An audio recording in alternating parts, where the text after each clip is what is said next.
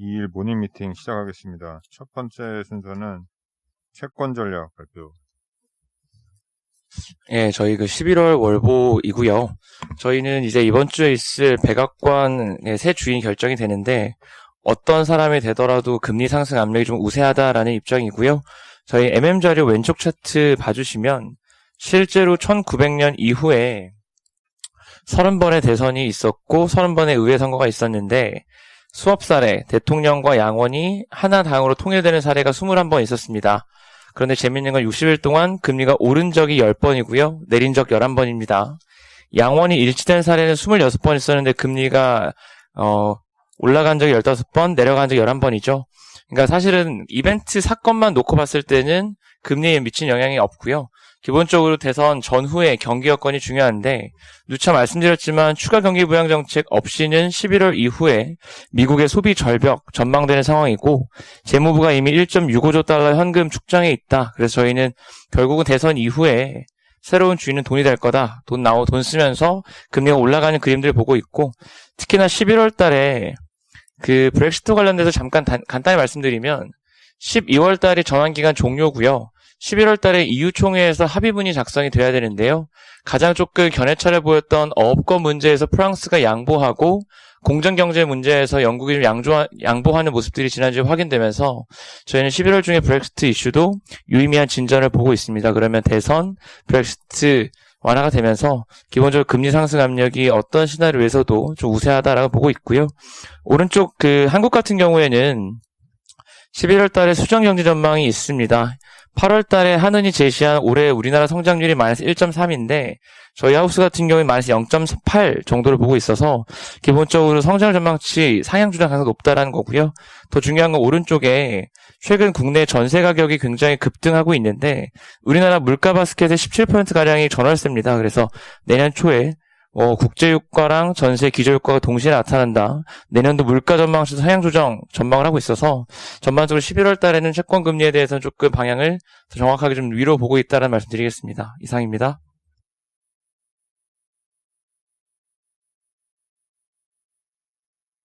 다음은 해외 채권 길라잡이 발표하겠습니다. 네, 11월 호인데요. 저희가 9월부터 주요 신흥국들의 인플레이션, 신용등급 변화 가능성 이런 것들을 점검해 보고 있는데 이번 달은 그 신흥국들 중에서 주요국들의 재정 건전성 변화 가능성을 점검해 봤습니다. 지금 그런 사태 이후에 각국의 성장률이 하락하면서 재정 정책이 많이 필요해졌는데 이게 지금 국가별로 차별화가 되게 심한 상태인데요. 신흥국들이 올해 2분기, 3분기 한 1조 달러씩 공공부분 차입을 기록했고요. 특히 그 중에서 한 1,000억 달러씩은 달러 채권을 발행을 이제 했는데, 2021년에도 요런 재정 건전성 저하가 계속될 걸로 보입니다. 이거는 기준금리 인하 등의 기존의 통화정책이 완전 한계에 다다랐기 때문인데요. 금리는 많이 내려왔고, 비전통적인 통화정책은 어렵고, 재정정책은 이제 차별화되기 때문이라 볼 수 있겠는데, 이런 상황에서 저들 보기에는 아시아에서는 인도만 나쁘고요. 정부 부채비율이 90% 이상이 올라갑니다.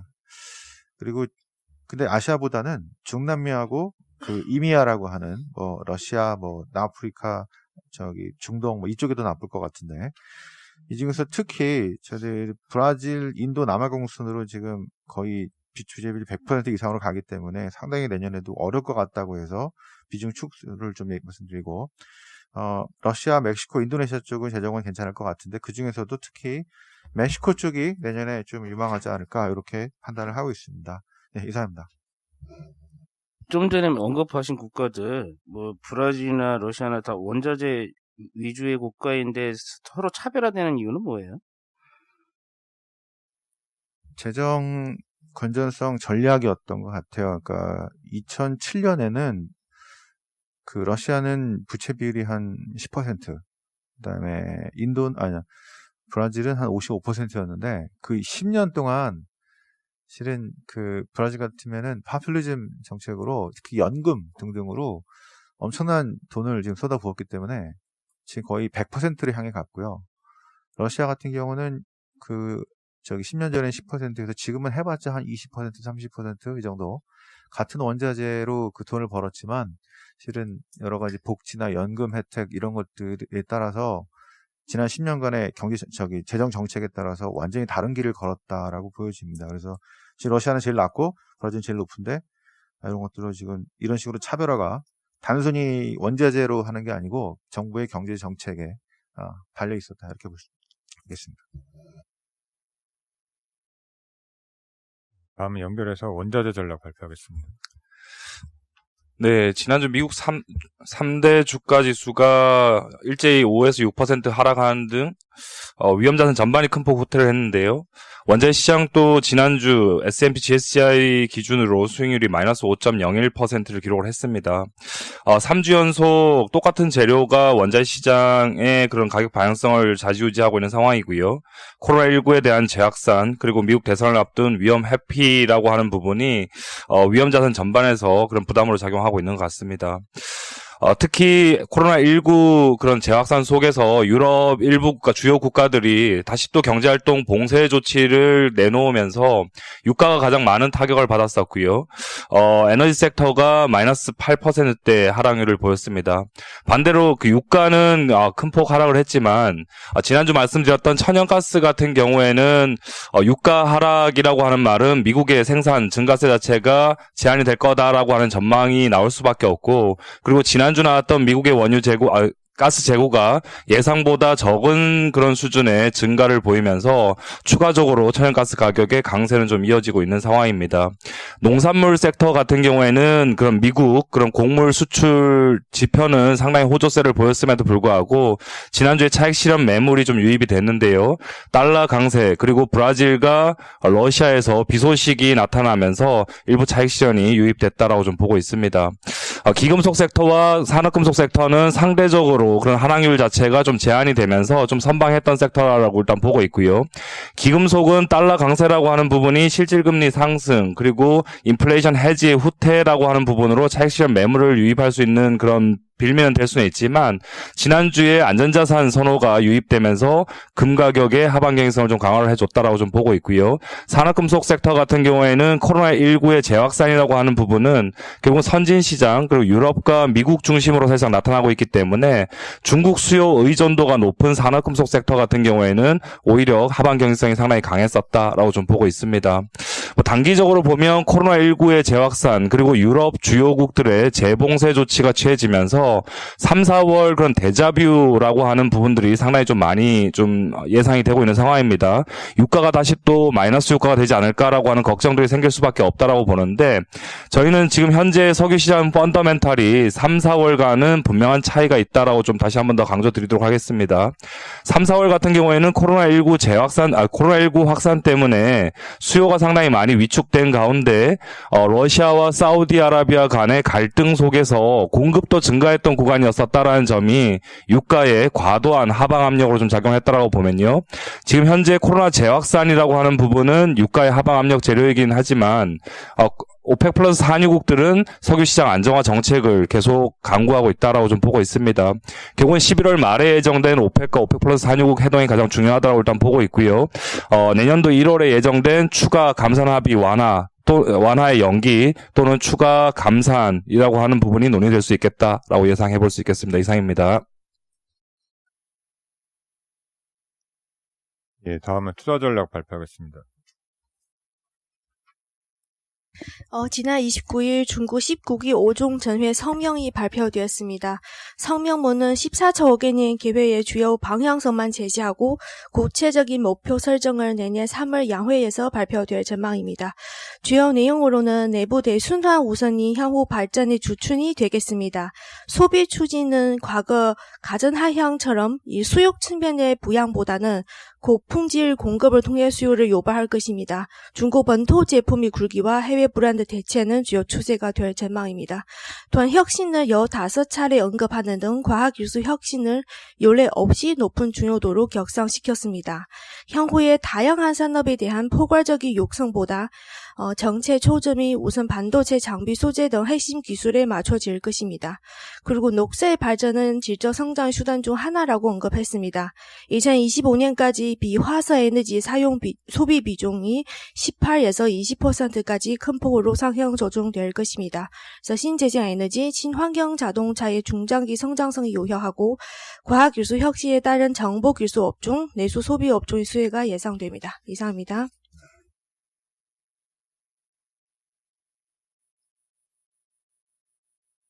네, 다음은 산업기업 분석 시작하겠습니다. 그 자료가 많아서 핵심 위주로 간단하게 발표 부탁드립니다. 먼저 반도체 산업 말씀드리겠습니다. 금요일에 디램 익스체인지가 10월달 메모리 고정거래 가격 발표했는데요. 서버 디램이랑 PC 디램 둘 다 8% 정도 하락을 했습니다.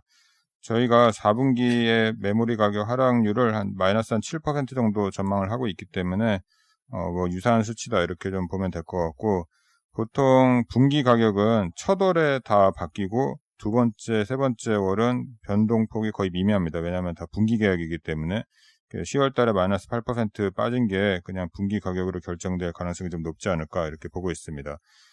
연말까지 이제 디램은 수요보다는 공급이 좀 많은 상황이 좀 지속이 될 거고요. 수요에서는 데이터 센터 업체들의 투자가 좀 나와줘야 되는데 저희들이 보고 있는 거는 12월 정도부터 다시 구매를 시작하지 않을까 이렇게 보고 있고요. 공급 측면에서는 지난 8월 달부터 삼성전자, 하이닉스가 신규 디램 캐파 투자를 중지했는데, 이 중지하면 이제 바로 공급 감소가 일어나는 게 아니고 한 6개월에서 7개월 후에 일어납니다. 그래서 내년 한 2월 달 정도부터 공급 감소가 일어날 거기 때문에 디램이 공급보다 수요가 많아지는 상황은 1분기부터 진행된다 이렇게 보고 있습니다. 1분기 가격 플랫 예상을 하고요. 2분기부터 디램 고정거래 가격 상승 예상을 하고 있습니다. 이상입니다. 다음은 이커머스 산업 발표하겠습니다. 네, 이커머스 산업 인입 자료입니다. 올해 코로나로 상품군과 서비스가 크게 확대되었기 때문에 내년에도 산업의 큰 폭 성장이 예상이 되고요. 제목이 2021년 K-온라인 입맛대로 골라 쓰세요인데, 내년에 새로운 형태의 커머스와 개인 판매자의 폭발로 생태계가 다양해져서 투자 종목이 확대될 것으로 보기 때문에 그렇습니다. 그래서 이마트랑 필라코리아, 지누스 코리아센터에 관심 가져볼 것을 추천드리도록 하겠습니다. 본문에서 추가 좀 설명드리도록 하겠습니다. 5페이지의 그림 1인데요. 내년에 이제 코로나가 완화된 이후 소매시장에 대해서 지금 좀 관심이 많습니다. 그래서 오프라인이 플러스 반등하고 온라인이 꺾일지, 아니면은 계속 오프라인이 마이너스로 가고 온라인이 고성장 유지할지, 저는 후자 의견을 가지고 있고요. 우선 올해 코로나로 온라인 쇼핑의 카테고리와 서비스가 크게 확대되었습니다. 그리고 기업이 온라인의 전략을 집중해서 온라인으로의 인적, 물적 자원 이동이 많았고요. 그리고 코로나발 실업과 자영업의 붕괴로 더 많은 개인 사업자가 시장에 뛰어들게 되었고, 5060 세대 소비자들도 온라인 쇼핑으로 신규 유입되었습니다. 그래서 내년에도 온라인 산업의 방향과 수혜주에 관심이 높을 것으로 보고 있습니다. 단 우리나라는 전 세계에서 온라인 침투율이 가장 높고 가장 발달한 시장이기 때문에 미국, 중국 등 다른 나라의 사례를 적용하는 것만으로는 충분하지 않다고 보고 있고요. K-온라인에 대해서 좀 차별적인 접근이 필요하다 보고 있습니다. 그래서 K-온라인의 가장 큰 특징은 멀티 채널이라는 거고요. 6페이지에 이제 그림 2 보시면요.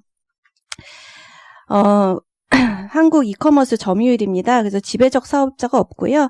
근데 다른 나라들은 보시면은 다 지배적 사업자가 있는 것을 보실 수 있습니다. 그래서 좀 독특한 환경이다라고 말씀드리겠고요. 10페이지, 그리고 이제 이러한 다양성이 2021년에 더욱 풍부해질 것으로 보고 있습니다. 그래서 투자 종목이 확대될 것으로 보고 있습니다. 그래서 2021년에 나타날 변화 4가지에 대해서 좀 설명을 드리겠습니다. 12페이지 그림 15에 있는 내용인데요. 첫 번째 변화는 쿠팡과 네이버의 시장 통합이 지속될 것이라는 것입니다. 그래서 네이버가 CJ 대한통운하고 지분 교환을 했고, 쿠팡도 지금 플랫폼 기업으로 계속 강화하려고 하고 있습니다. 근데 이 그림 보시는 것처럼 둘의 교차점이 점점 많아지고 있는 건 사실이지만 지금 워낙 다양한 운영 형태가 있기 때문에 이를 모두 통합하는 것은 투자 대비 효율성이 높지 않을 수 있다고 보고 있습니다. 지금 중국이나 미국과 달리 국내 내수 시장 규모가 그다지 크지 않기 때문에 그렇습니다. 그래서 지금 통합은 동일한 운영 형태 내에서 네이버가 11번가나 G마켓 옥션을 잡아먹는 그런 그림으로 나타나고 있다 해서 생태계의 다양성은 유지될 것으로 보고 있다라고 보고 있고요. 그 다음에 두 번째 변화는 뉴커머스가 대거 등장할 것으로 보고 있습니다. 온라인 쇼핑의 초기 단계에서는 보통 의복이나 가전 같은 표준화된 공산품이 주로 잘 판매가 되고요. 이게 중기 이상으로 넘어가면 비표준화된 식품이나 서비스 민감도가 높은 명품 등으로 이행합니다. 우리나라는 지금 전 세계에서 온라인 침투율이 가장 높아서 중기 이상으로 가고 있고요. 카테고리가 확장되면서 요구되는 서비스도 넓어지고 당연히 사업자가 많아질 수밖에 없습니다. 15페이지의 그림이 21인데요. 그래서 지금 뭐 유튜브라든지 아니면 배달의 민족, 카카오톡 같은 신규 커머스 사업자가 결코 무시할 수 없는 상황이다라고 보고 있고요. 미국과 중국도 그 온라인 쇼핑의 카테고리가 더 다양해지면 사업자가 다양해질 것으로 보고 있고요. 실제로 그런 모습들이 나타나고 있습니다. 세 번째 변화는 온라인 쇼핑 시장 내 개인 판매자가 지금도 많은데 앞으로 더 많이 늘어날 것으로 보고 있습니다. 그래서 20페이지의 그림 31이고요. 한국 자영업자의 업종별 종사자 추인데요. 통신 판매업이 지금 한식 전문점 다음으로 많고 성장률은 제일 높습니다. 그래서 지금 코로나로 굉장히 취업이나 이런 것들이 어렵기 때문에 이쪽으로 많이 몰리고 있고요. 올해 그 변동폭이 특히 더 컸을 것으로 보고 있습니다. 마지막 변화는요. 후방 통합이 나타날 것이라는 것입니다. 그래서 전방에 많은 쇼핑몰들이 있는데 후방에 이 쇼핑몰들을 대상으로 뭐 쇼핑몰 구축, 물류 대행, 광고, 가격 비교, 빅데이터 제공, 보안 등 다양한 서비스를 해주는 사업자들이 있습니다. 근데 이게 지금 통합이 좀 나타나고 있고요. 28페이지의 그림 45, 46인데요. 일단 대표적인 사업자가 네이버입니다. 그래서 네이버가 스마트 스토어나 브랜드 스토어를 통해서 개인 판매자나 대기업을 지금 흡수를 하고 있고요. 이런 쇼핑 플랫폼을 제공하는 거에 그치지 않고 빅데이터 분석을 빅데이터도 판매를 하고 있고 최근에는 CJ 대한통운을 통해 물류 대행까지 진행하려고 하고 있습니다. 근데 올해 여기 쿠팡이 적극적으로 가세하는 모습이고요. 그 쿠팡 스토어라 그래서 개인 판매자 육성 프로그램을 최근에 런칭해서 굉장히 공격적으로 광고를 하고 있고요. 그다음에 로켓 제휴라고 해서 직매입이 아니라 오픈마켓 입점 상품에 대해서도 로켓 물류를 태워주는 그런 서비스를 지금 하고 있습니다. 그래서 개인 판매자와 대기업은 네이버와 쿠팡으로 흡수가 될 것으로 보고 있고요. 어느 정도 브랜드력과 상품력이 갖춰져서 자사몰을 구축해서 독립하려는 사업자한테는 카페24나 코리아센터 같은 토탈 솔루션 업체가 좀 서비스를 해줄 것으로 보고 있습니다. 이들은 쇼핑몰 구축 외에도 쇼핑몰 통합관리, 상품 소싱, 광고 대행, 물류 대행, 판매 대행까지 지금 모든 서비스를 종합적으로 좀 제공을 하고 있습니다. 사업자별 영향 간략하게 마지막 좀 정리해서 말씀드리겠습니다. 그래서 내년 계속 온라인의 파죽지세가 이어지면서 오프라인 사업자들의 영역이 축소될 것으로 보는데요. 기업의 역량이나 업태에 따라서 조금씩 차이점이 있을 것으로 보고 있습니다. 일단은 대형마트 쪽은요. 31페이지에 그림 온데요. 지금 이마트가 온라인 매출 비중이 17% 정도까지 올라왔습니다. 그래서 대형마트 사업자 중에서 가장 주목할 만하다고 보고 있고 지금 오프라인 유통사들이 하는 온라인 사업의 가장 큰 문제점은 혁신성이 많이 떨어진다는 건데 이마트 같은 경우에는 지금 마켓컬리나 로켓프레시에 대비해서 혁신성이 크게 뒤처지지 않는다고 보고 있습니다. 그래서 좀 어깨를 겨눌 만한 사업자로 보고 있고 주목해야 된다 보고 있습니다. 그다음 편의점 같은 경우에는 32페이지의 그림 57인데요. 지금 배달 시장이 편의점 턱밑까지 추격을 했습니다. 그래서 영향이 없을 수 없다라고 보고 있고요. 최근에 가장 떠오르는 새로운 커머스가 퀵커머스라고 해서 5,000원 이상 30분 이내에 바로 배송해주는 서비스입니다. 그래서 B마트, 요마트 이런 게 있고요. 그래서 분명히 영향이 좀 있을 것으로 보고 있습니다. 그리고 백화점은 코로나로 가장 많은 변화를 겪게 된 오프라인 업태로 보고 있고요. 35페이지에 그림 이렇게 보시는 것처럼 최근에 다양한 전문물들이 많이 있고요. 근데 백화점은 명품을 주로 파니까 크게 영향이 없지 않냐 이렇게 말씀하실 수도 있는데 36페이지의 그림 70 보시는 것처럼 이 파페치가 명품만 전문점으로 취급하는 온라인 플랫폼입니다. 근데 매출 성장률이 어마어마하게 나타나고 있습니다. 그리고 평균 성장률이 한 60-70% 됐는데요. 올해 들어서는 지금 100%대 성장이 나오고 있어서 지금 명품도 결코 안전하지 않다라고 보고 있습니다. 그 다음에 패션이나 소비재 브랜드는요. 39페이지에 그림 73인데요. 지금 다 D2C로 가고 있습니다. 그래서 자사몰 판매로 가고 있는 거고요. 이렇게 되게 되면은 온라인 성장성이 일단 좋아지고요. 두 번째로 유통사의 수수료를 안 내기 때문에 수익성이 크게 개선이 됩니다. 그래서 지금 다 D2C로 이주가 굉장히 빠르고 특히 갭 같은 매스 브랜드나 아니면 뭐 나이키, 뭐 룰루레몬 같은 스포츠 브랜드들이 이런 걸 굉장히 잘하고 있는 것을 보실 수 있습니다. 그래서 정리해서 말씀을 드리자면은 오프라인 유통에서는 그나마 혁신성이 경쟁사에 뒤지지 않는 이마트에 관심을 가질 필요가 있어 보인다 보고 있고요. 그 다음에 패션 브랜드 산업은 온라인으로의 대이주가 나타나고 있는데 글로벌 온라인화의 수혜가 기대되는 필러홀딩스와 지누스에 관심을 가져볼 것을 추천을 드리고 있습니다. 그리고 마지막으로 온라인 시장 참여자가 지금 엄청나게 늘어나고 있고 후방 서비스가 통합이 되고 있는데 물론 네이버나 쿠팡이 가장 큰 수혜자겠지만 개인 판매자를 넘어서 중소 중견 기업한테는 카페24나 코리아센터가 대안이 될 수 있겠다 이렇게 보고 있습니다. 이상 자료 발표 마치겠습니다. 이어서 호텔신라도 간단하게 좀 말씀드리겠습니다. 저희 3분기 실적 외형 및 수익성 모두 시장 기대치를 상회했고요. 서울 시내점 매출이 전년 대비 30% 증가했습니다. 개인 리셀러 매출 비중 증가로 전체 할인율도 축소되면서 또 수익성도 기대 이상으로 나왔고요. 지금 좀 연쇄산업의 특징 중 하나는 개인 리셀러들이 다시 돌아오고 있다는 거고요. 개인 리셀러 같은 경우에는 기업형 리셀러보다 수익성이 좋기 때문에 4분기 실적 기대감이 좀 있다. 그래서 좀 계속해서 좋게 본다 말씀드리겠습니다. 이상입니다.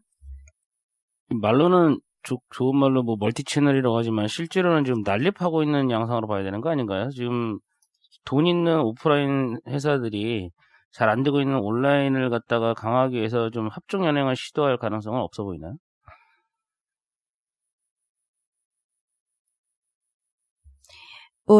난립하고 있다고 보고 있고요. 그래서 뭐 본문에도 내용이 있는데 이 온라인 사업자들이 지금 이제 상장을 많이 할 것으로 보고 있어요. 근데 상장을 해도 해외 뭐 아마존이나 알리바바 같은 하이 멀티플은 받기 어려울 것으로 보고 있습니다.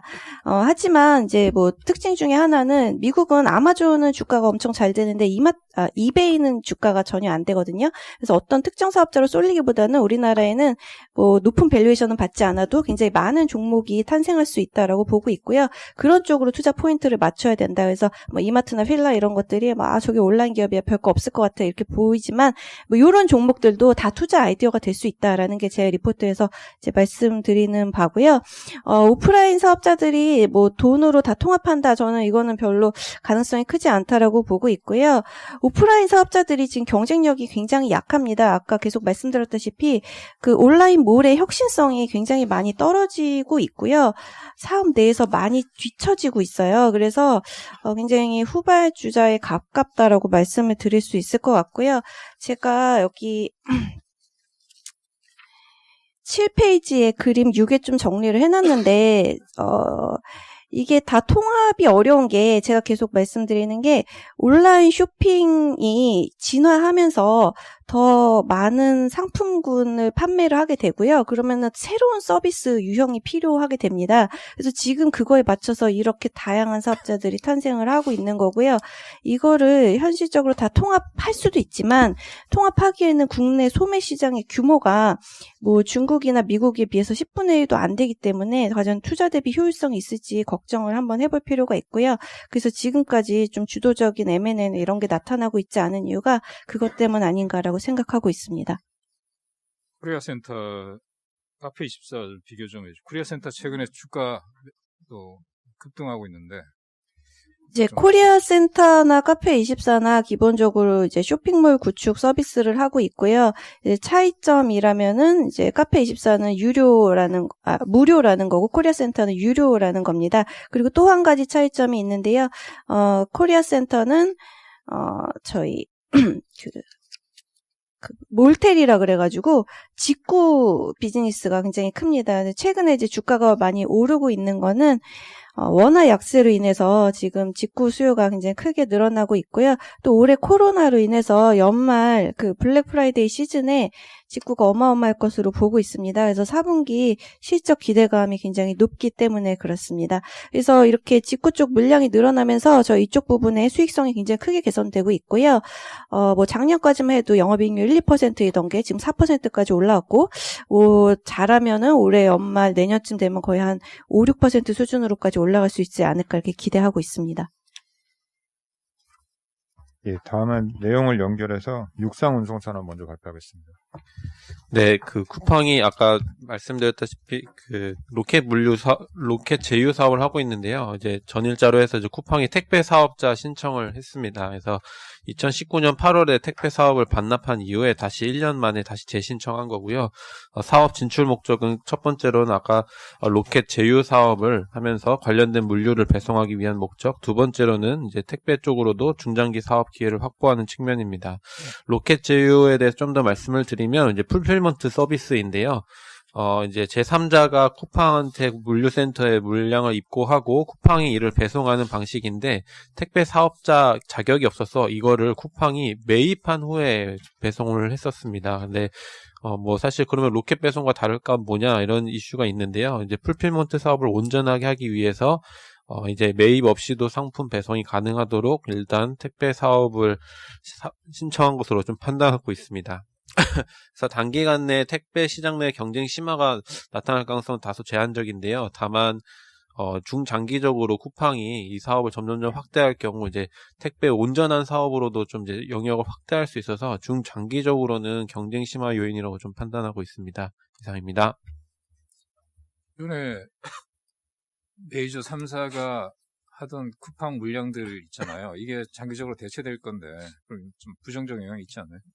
일단 롯데랑 한지는 각각 5%, 3% 미만이라서 큰 영향이 없다라고 보시면 될 것 같고요.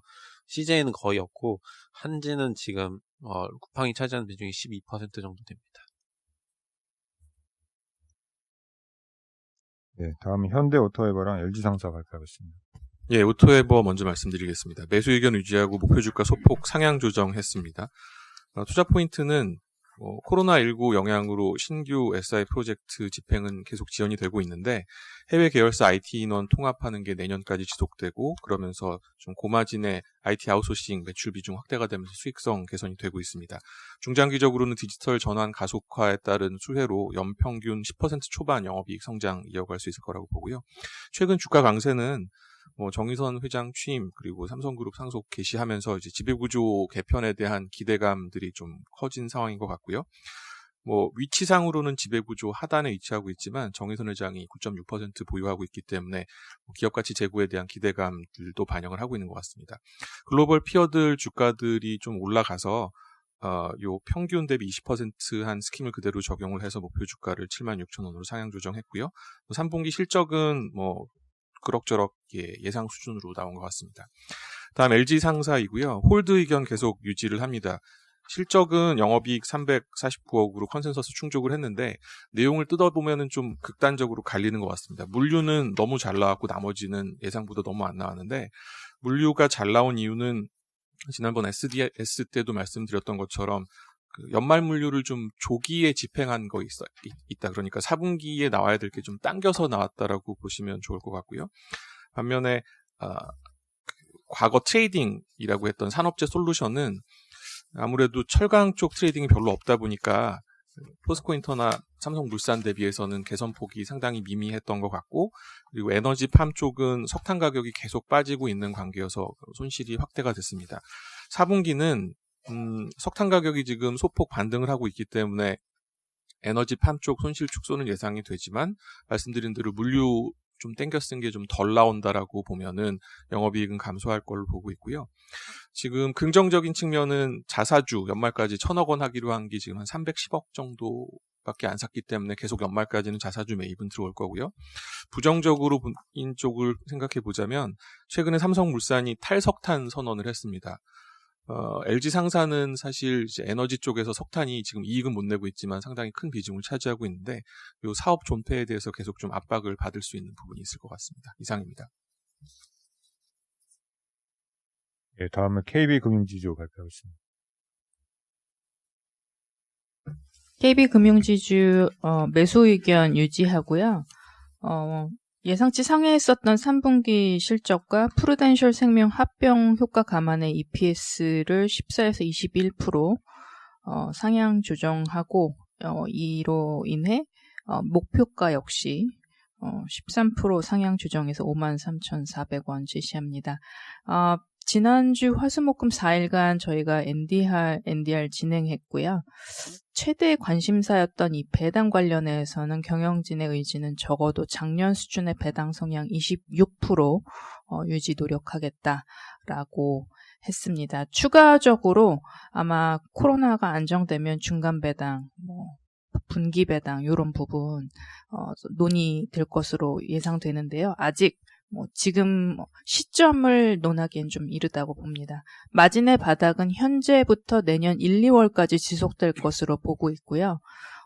KB경영진이 보고 있는 그 마진은 내년에는 금리 인상 기대보다는 일단 조달 금리 개선으로 펀딩 코스트 개선으로 마진 하락 방어가 최대의 목표다. 이렇게 말씀드릴 수 있겠고, 마지막으로는 이 대손 충당금, 지금 경기가 이렇기 때문에 이런 부분이 관심이 많았는데요. 오히려 보수적으로 지금 그러니까 실적이 잘 나올 때 보수적으로 미리미리 정립해두면 추후 내년 이후 환입 요인이 될 수 있어서 일단 실적이 잘 나올 때 미리 쌓고 가겠다.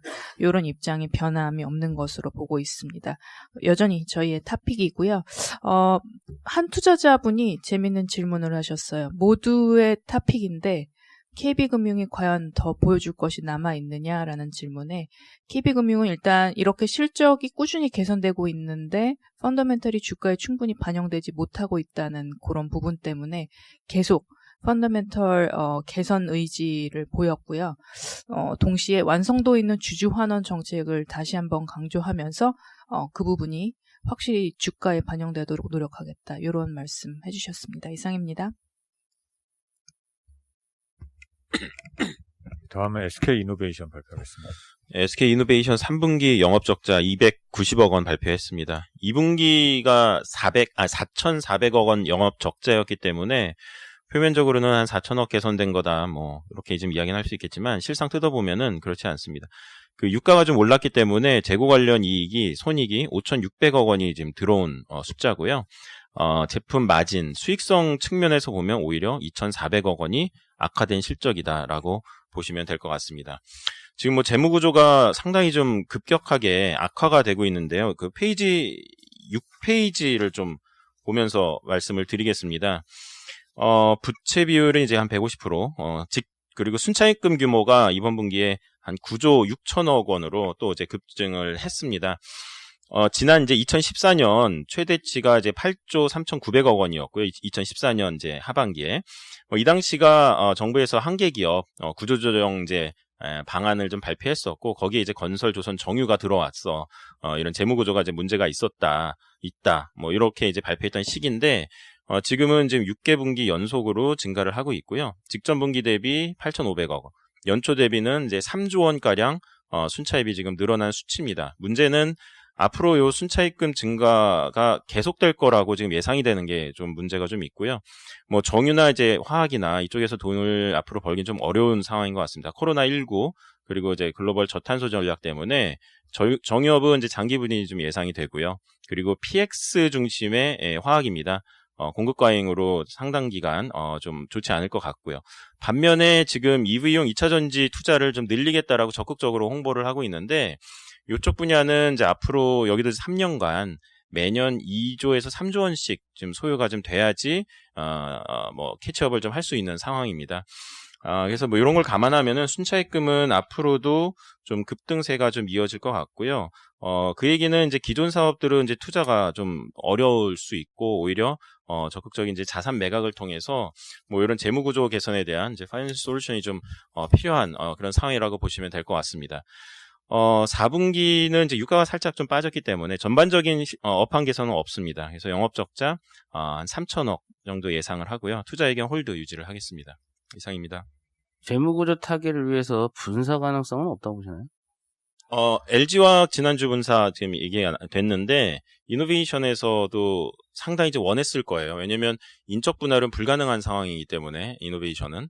그래서 이제 분사 후 상장이 뭐 또 하나의 이제 방안이 좀 될 수가 있는, 그런 상황이고, 그 외에 지금 표면적으로 지금 나와 있는 거는, 그 SKIT, 이제 분리막 사업의 이제 IPO, 그리고 기타, 유동할 수 있는 사업부나 자산을 좀 매각하겠다, 이런 부분이 좀 나와 있는데, 그것만 가지고는 아직까지는 좀 개선하기엔 좀 부족한 상황이라 보면 될 것 같습니다.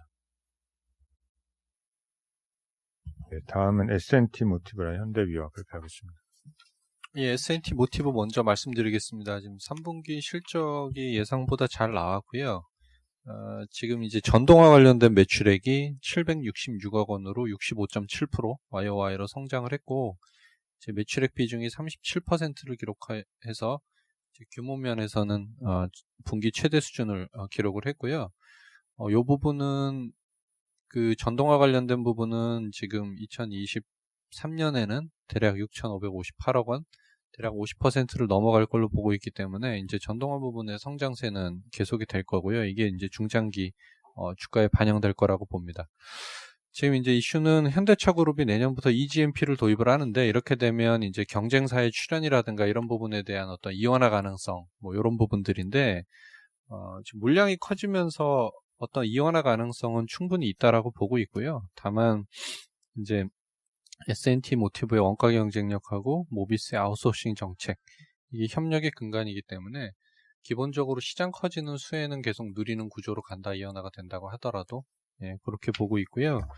그다음에 GM 볼트가 북미뿐만 아니라 중국에서도 글로벌 생산을 시작을 했기 때문에 뭐 내년도에는 GM 볼트 EV 생산되는 부분들에 대한 어떤 효과들이 좀 나타날 수 있다라고 생각을 합니다. 단기로는 이제 순외화 매출 채권을 가지고 있기 때문에요. 지금 3분기처럼 환율이 빠지는 구간에서는 세전이익에서 좀 네거티브가 발생을 하게 되는데요. 4분기에도 아마 그 세전 쪽에서는 마이너스가 좀 발생할 거라고 보는데, 내년에는 이런 부분들이 좀 안정화되지 않을까라고 생각을 하고 있습니다. 다음은 현대위아 말씀드리겠습니다. 홀드 의견 유지하고요. 이제 지난번에 상반기 때 산동 엔진 법인의 지분을 추가로 인수를 해서 이제 산동 엔진 법인이 연결 편입이 됐고요. 이제 지분법으로 들어오던 게 연결로 들어오기 시작을 했는데, 지금 엔진 법인이 적자기 때문에 연결을 하면서 사실상 이 영업이익률 자체는 조금 더 떨어지는 그런 효과들이 지금 발생을 했고요.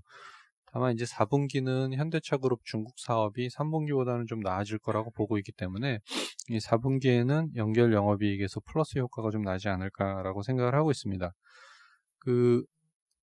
이제 지금 주가도 뭐 PBR 기준으로 한 0.4배 정도밖에 안 되는데, 아무래도 이제 신규 사업, 열관리 사업은 2023년을 지금 목표로 하고 있고요. 그 다음에 수소 관련된 부분들도 2세대 넥소 공급을 목표로 진행 중인데, 이런 사업들이 좀 가시화되는 시점에서 밸류에이션 회복이 좀 나타날 수 있지 않을까라고 생각하고 있습니다. 이상입니다. 네, 다음은 현대미포조선이라 삼성중공업 발표하겠습니다. 네, 현대미포조선부터 말씀드리겠습니다. 일단 우리 3분기 실적으로 매출 6,318억 원으로 좀 컨센서스보다 부족하게 나왔고요. 회사의 설명에 따르면 3분기 하계휴가, 이건 뭐 매년 있으니까 사실 이게 설명이 충분하지는 않다고 볼 수 있고, 본질적으로 얘기될 수 있는 부분은 올해 수주 부진에 따라서 건조량을 좀 축소했다. 그러니까 선박을 좀 기존에 정해진 납기보다 일찍 납품할 별 니즈가 없기 때문에 조금 인위적으로 좀 속도 조절을 하고 있는 것 같고요. 달러와 약세 같은 것도 좀 매출에 부정적인 영향을 줬다고 생각을 하고 있습니다. 근데 매출의 컨센서스 대비 하락에 비교했을 때 영업이익이 상당히 잘 나왔습니다. 그 OPM이 4.6%가 나왔는데요. 이 내용을 뜯어보면 그 전체 매출의 한 25% 정도가 뭐 해마다 다릅니다만 20에서 25% 정도가 현대 베트남 조선에서 발생을 하고 있는데요. 이쪽이 3분기 영업이익이 10%대가 나왔습니다. 그래서 회사의 설명에 따르면 이 정도 이익이 나온 비결은 뭐 환이나 이런 것들은 아닌 것 같고요. 강제 가격이 전 세계적으로 올해 좀 부정적인 모습을 보인 데다가 여기에 추가로 이제 그 베트남 조선은 MR 탱커 한 가지 제품만을 주구장창 생산해왔기 때문에 이쪽에 이제 인력들이 좀 숙련도가 올라가면서 이제 생산성이 이제 그 포텐셜이 나오고 있다라고 이렇게 해석을 해주시면 될 것 같습니다. 그래서 저는 이거에 따른 수익성 개선이 좀 근본적인 변화다라고 이렇게 생각을 해서 그 영업이익 추정치에 반영을 했습니다. 다만 아시다시피 조선 업체는 주로 PBR로 밸류에이션을 하고 있는데요. 여기에 이 수익성 개선을 반영하더라도 BPS 추정치의 변화는 그렇게 그 큰 수준은 아니다라고 이렇게 보여집니다. 그보다 중요한 거는 수주라고 생각을 할 수 있습니다. 현재 미포조선의 PBR 밸류에이션은 최근 10년 이래 가장 최저치다. 이전 보고서에서도 말씀을 드려왔습니다. 생산성도 충분히 개선돼 있기 때문에 수주만 올라온다면 주가는 상승할 수 있을 거다라고 이렇게 생각해서 바이 의견을 유지하고 있습니다. 다만 현재까지 수주 실적의 개선은 나오고 있지는 않기 때문에 좀 추가적인 관찰은 필요할 것 같습니다. 예, 이어서 삼성중공업을 말씀드리겠습니다. 예, 미포조선과 좀 반대의 의견이 나왔습니다. 예, 적자가 여전히 유지되는 걸로 확인을 했고요. 이쪽도 매출이 예, 추정 대비 뭐 저희 추정이나 시장 컨센 대비 좀 의미 있게 작게 나왔다고 이렇게 볼 수 있는데요. 이 내용적으로도 좀 문제가 있었던 게 그 BP에서 발주했던 매도독 프로젝트가 있습니다. 이 프로젝트에 대해서 BP가 그 납기 시기를 좀 늦춰달라고 요청이 와 있다고 합니다. 이 매도독은 멕시코만에 설치가 예정된 프로젝트였고요. 이런 것들은 이제 코로나 사태가 뭐 BP에 재정에 영향을 줬던 아니면 멕시코만 설치기 때문에 좀 이 설치 인력 파견이나 이런 것들에 대한 부담이 있었던 어떤 식으로 해석을 하더라도 결과적으로는 예, 해양 플랜트 사업이 차질이 있다라고 이렇게 보여질 수 있을 것 같습니다. 이거에 따라서 뭐 몇 가지 연기를 하면서 보상이나 이런 것들을 받았으리라고 생각을 하지만 조선업체들이 빨리 해양을 좀 끝내야 특히 삼성중공업 같은 회사는 좀 수익 구조를 개선할 수 있는데 이런 부분이 상당히 부정적이다라고 이렇게 생각을 하고 있습니다. 3분기에 예, 체인지 오더를 몇 개 받았습니다. 그래서 일회성 이익이 나왔는데도 불구하고 경상적자가 514억이다라고 회사가 설명을 하고 있습니다. 그러면 2분기 대비, 예, 2분기에도 일회성 손실이 상당히 많았지만 2분기와 비교를 해서 경상 수익성 측면에서 개선이 없었다라고 이렇게 볼 수 있습니다. 그래서 4분기에 그 이전 보고서에서 말씀드렸다시피 시추선 뭐 소송 승소에 따른 충당금 환입이나 이런 것들이 예상되지만 전반적인 수익성 악화가 지속되고 있기 때문에 삼성중공업의 어려움은 지속될 수 있다. 이렇게 말씀드리겠습니다. 네, 다음은 풍산 발표하겠습니다. 네, 풍산도 실적인데 실적보다는 좀 흥미있는 이슈가 두 가지가 있습니다. 먼저 실적은 컨센 대비와 영업이익 8%, 순이익은 14% 상회해서 양호했고요. 4분기도 작년에 170억 나왔는데 저희 407억 보기 때문에 4분기까지 양호한 실적 이어질 거로 봅니다. 흥미있는 이슈 첫 번째는 그 미국 탄약 수요인데요. 그림 2번 보시면 그 미국 FBI에서 발표하는 게 있는데 그 총기 구매를 위한 신원조회를 건수를 발표를 합니다. 근데 올해 1월부터 9월까지 두 개가 2,883만 건이에요. 작년분을 넘어섰고요. 연간 12월까지 한다고 하면 뭐 사상 최대 뭐 3천만 건 확 넘어갈 것 같은데 2016년에도 그 대선이 있었죠. 그때도 그 전에보다 19% 정도 증가한 적이 있는데 올해도 그 이상 효과가 나올 것 같고요. 특히나 대선 관련된 이슈가 좀 많아서 풍산이 그 사실 미국 시장에서 가성비가 좋은 제품을 알려져 있거든요. 그래서 좀 많이 좀 긍정적인 요인이 단기간이겠지만 될 수 있다라고 보여지고 두 번째 그 이슈는 부산 공장인데요. 이거는 제가 지난 상반기 때도 몇 번 언급을 드렸는데 풍산 시가총액이 지금 6,850억입니다. 근데 풍산의 부산 공장이 그 탄약 만드는 공장인데 여기가 한 7천억대로 평가가 돼요. 이게 장부가가 1,800억이고 새로 업데이트된 내용은 지난 저희가 상반기에 말씀드렸던 거는 그린벨트 해제됐다까지 말씀드렸었고 이게 센텀 2주구인데 여기가 이제 도시 첨단 산업단지 들어섭니다. 2022년 착공 그리고 부산 시내 후보군 한 곳으로 공장 이전 부지가 압축됐다라는 얘기가 나와서 지금 시장이 부재중에도 불구하고 조금씩 진전은 되고 있는 것 같다 이렇게 판단을 하고 있습니다. 이상입니다. 다음은 네페스 아크 발표하겠습니다. 네, 네페스 아크 말씀드리겠습니다. 상장 예정 기업이고요. 이 회사는 이제 비메모리 후공정 테스트 전문 기업입니다. 이제 지난해 4월 패키지 업체인 모회사 네페스로부터 물적 분할되어 설립되었습니다. 이제 최근에 삼성전자 파운드리가 굉장히 호조세인데요. 삼성전자 비메모리 투자 확대와 정부 정책 지원으로 이제 국내 비메모리 테스트, 후공정 테스트 시장은 이제 구조적 성장기 진입했다라고 보고 있습니다. 이제 비메모리 후공정 테스트 단가 같은 경우에는 이제 장비 시간당 단가에 웨이퍼 장당 테스트 타임을 곱해서 산정하는데요. 최근 말씀드린 것처럼 국내 파운드리 호조로 테스트 물량이 늘어나는 동시에 이제 AI, 5G 등 이제 시스템 반도체 고집적화로 이제 테스트 시간이 증가하면서 이 테스트 하우스들의 실적 고성장이 예상되고 있는 상황입니다. 이제 작년 기준 동사의 국내 비메모리 후공정 테스트 시장 점유율은 이제 18.6%로 이제 국내 2위인데요. 이제 동사는 이제 패키지 기업인 모회사 네페스와 계열사 네페스 라웨를 통해 이제 후공정 턴키 솔루션, 그러니까 패키지랑 테스트를 동시에 제공하는 서비스를 제공하여서 이제 안정적인 테스트 물량 확보가 가능하고요. 또한 이제 국내 유일하게 이제 팬아웃 패키지 기술을 보유한 이제 그룹사 기술력을 바탕으로 향후 국내 비메모리 테스트 물량 확대가 전망됩니다. 이제 전방시장 수요 성장에 대응해서 지금 대규모 캐펙스 투자가 진행 중인데요. 이제 지난해 1,098억 원에 이어 올해는 이제 1,300억 원 규모의 투자가 예정되어 있습니다. 이에 테스트 장비는 지난해 170대에서 연말까지 240대로 이제 확대될 예정인데요.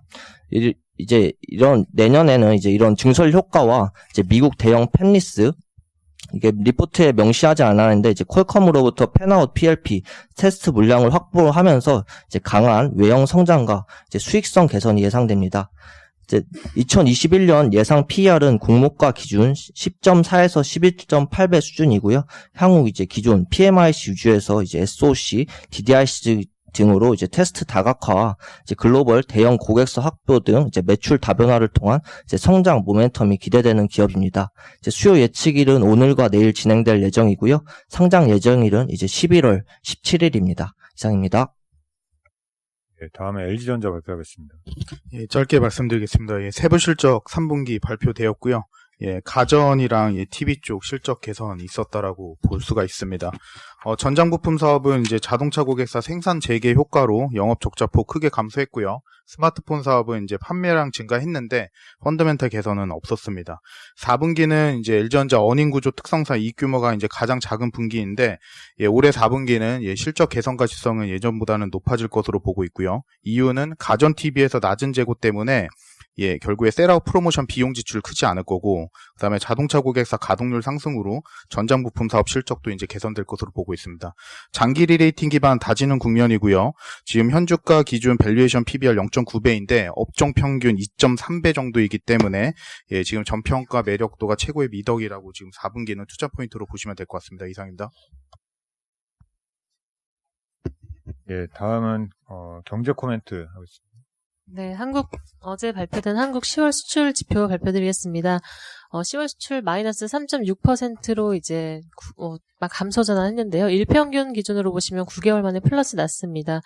9월에 조업일수 넘었고 이번 달에 이제 조업일수 부족했던 거 고려하면 90월 평균 보셔야 되는데 잘 나왔다라고 보시면 될 것 같고요. 사실 그 품목별로 보시면 반도체가 이제 견인을 한 모습인데요. 지금 화웨이 같은 경우는 3분기 스마트폰 출하량 YY로 23% 감소했는데도 불구하고 미국 애플사의 신제품 출시라든지 중국 내수 시장 확대 같은 수요가 뒷받침되면서 양호했다라고 보고 있습니다. 지금 미국이랑 유럽에서 선진국 코로나 재확산이 되는 게 이제 분명히 영향은 주고 있습니다. 일반 기계라든지 무선 통신 등의 어떤 개선 속도 둔화로 이어지고 있는데요. 다만 앞에서 언급드렸던 것처럼 반도체라든지 주요 품목의 어떤 수출 호조, 그리고 그림 6번에서 보시면 사실 일본 제외하고 웬만한 그 중국, 미국, 그리고 여러 국가들이 지금 제조업 PMI 기준으로 경기 확장 국면을 지속하고 있기 때문에 아마도 이러한 그림들이 저희 연말까지 수출 증가율은 완만하게 우상향으로 이제 이끌 것이다라고 보고 있습니다. 물량 기준으로 이미 9월에 플러스가 났기 때문에 양호한 흐름은 좀 지속될 것으로 보인다. 이렇게 좀 정리해드리겠습니다. 이상입니다. 주말에 네. 미국이랑 유럽 증시 급락하면서 더블딥 우려가 좀 컸잖아요. 예. 좀 저희 쪽 톤이 너무 좀 낙관적인 것 같은데 저희 쪽 경기 판단은 어떻게 되는 거예요? 일단 경기 판단은 4월 정도는 아니다라고 말씀을 드릴 수가 있을 것 같아요. 이제 그때는 아예 안 나왔던 국면이라면 지금은 전면 재봉쇄는 아니고요. 마스크 쓰고 잘 다니고 있는 상황이다라고 저희는 판단을 하고 있고요. 실제로 제조업 경기 상황이라든지 심리 지표 그 레벨이 자체가 달라졌기 때문에 지금은 그 정도는 아닌 것 같고 아마도 개선 속도를 좀 느리게 하는 것이다라고 저희는 판단을 하고 있고요. 지금 이미 뭐 중국이나 한국 같은 경우는 수출 증가율이 거의 플러스로 지금 돌았기 때문에 선진국 수요의 개선 흐름은 좀 지속될 것이다라고 보고 있습니다. 물론 여기서 더 심해지지 않는다라는 가정이 좀 붙어야 되겠는데요. 아마도 미국의 추가 부양책이라든지 유럽에서도 이제 22 추가 부양책이 거의 12월 안으로 나올 거기 때문에 이러한 정책과 맞물려서 좀 생각을 해보시면 더블딥 모양이 될 수는 있지만 아마 그 직전에 4, 5월 정도의 수준은 아닐 것이다라는 판단이고요. 전체적으로 좀 우상향 보고 있습니다. 예, 이상 모닝미팅 마치겠습니다.